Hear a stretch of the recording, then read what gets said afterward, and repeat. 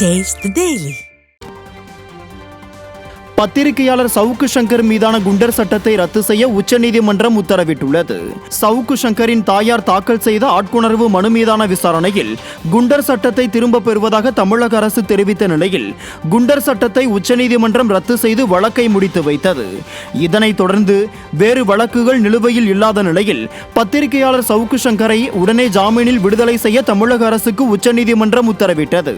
நிர்வாக திறமையற்ற ஸ்டாலின் அரசு தான் பிறப்பித்த குண்டர் சட்டத்தை திரும்ப பெற்று யூட்டன் அரசு என மீண்டும் நிரூபித்துள்ளது.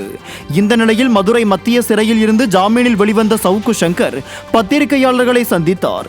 அப்போது பேசிய அவர் ஜனநாயகத்தின் குரல் வளையை ஸ்டாலின் அரசு முற்றிலுமாக நசுக்கி உள்ளது என்று குற்றம் சாட்டினார்.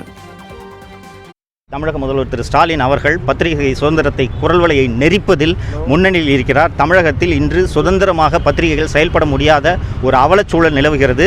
இதை மாற்றுவதற்கான நாள் வெகு விரைவில் வரும். தமிழக மக்கள் தமிழகத்தை பிடித்துள்ள இந்த திராவிட மாடல் ஆட்சி என்ற சாபக்கேடு எப்போது முடியும் என்று காத்துக் கொண்டிருக்கிறார்கள். அதற்கான நாள் விரைவில் வரும். நன்றி நன்றி நன்றி. காஞ்சிபுரத்தில் ஓய்வு பெற்ற காவல் ஆய்வாளர் கொலை செய்யப்பட்ட விவகாரத்தில் கைது செய்யப்பட்ட மதிமுக மாவட்ட செயலாளரையும் மற்றொருவரையும் போலீசார் கொடூரமாக தாக்கியதை மனித உரிமை ஆணையம் உறுதி செய்துள்ளது. கடந்த 19ஆம் தேதி காவல் ஆய்வாளர் கஸ்தூரி கொலை செய்யப்பட்ட நிலையில் காஞ்சிபுரம் மாவட்ட மதிமுக செயலாளர் வளையாபதி, எலக்ட்ரீசியன் பிரபு ஆகியோரை விசாரணை என்ற பெயரில் அழைத்துச் சென்ற காவல்துறையினர் லத்தி, பிளாஸ்டிக் பைப் உள்ளிட்ட பல்வேறு ஆயுதங்களால் ஆசனவாய் உள்ளிட்ட பல்வேறு பகுதிகளில் கடுமையாக தாக்கியுள்ளனர். மேலும் சிகரெட் துண்டுகளை கொண்டு தீக்காயங்களை ஏற்படுத்தியதாகவும் கூறப்படுகிறது.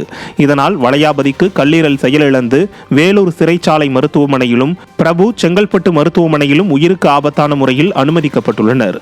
திறமையற்ற ஸ்டாலின் ஆட்சியில் திமுக கூட்டணியில் இடம்பெற்றுள்ள மதிமுகவின் நிர்வாகியையே காவல்துறையினர் விசாரணை என்ற பெயரில் மிருகத்தனமாக தாக்கிய நிலையில் சாமானியரின் நிலை எப்படி இருக்கும் என பொதுமக்கள் கேள்வி எழுப்பியுள்ளனர். சென்னையில் லேசான மழைக்கே குளம் போல் குப்பைகளுடன் சேர்ந்து தண்ணீர் தேங்கி பல இடங்களில் துர்நாற்றம் வீசுகிறது. சென்னையில் கடந்த சில நாட்களாக கடுமையான வெயில் வாட்டி வதைத்து வந்த நிலையில் செவ்வாயன்று பல இடங்களில் சற்று மழை பெய்தது. இதற்கே பல இடங்களில் மழைநீர் குட்டை போல் தேங்கி நின்றன. குறிப்பாக நுங்கம்பாக்கம் காவல் நிலையம் அருகே நூர் வீராசாமி சந்தில் சாலை முழுவதும் மழைநீர் தேங்கி குளம் போல் காணப்பட்டன. இங்கு முறையாக வடிகால் வசதி செய்யாததால் மழைநீருடன் குப்பைகளும் சேர்ந்து துர்நாற்றத்தை ஏற்படுத்தி சுகாதார சீர்கேடு ஏற்பட்டு நோய் தொற்று அபாயத்தை உருவாக்கும் நிலை உள்ளது. இத்தனைக்கும் அதன் அருகிலேயே 117வது வார்டு விடியா திமுக மாமன்ற உறுப்பினர் அலுவலகம் உள்ளது. ஒரு பானை சோற்றுக்கு ஒரு பருக்கை பதம் என்பது போல் பரந்த சென்னையை ஸ்டாலினின் ஆட்சி எந்த அளவிற்கு நிர்வாகம் செய்கிறது என்பதை அறியலாம் என மக்கள் வேதனைப்படுகின்றனர்.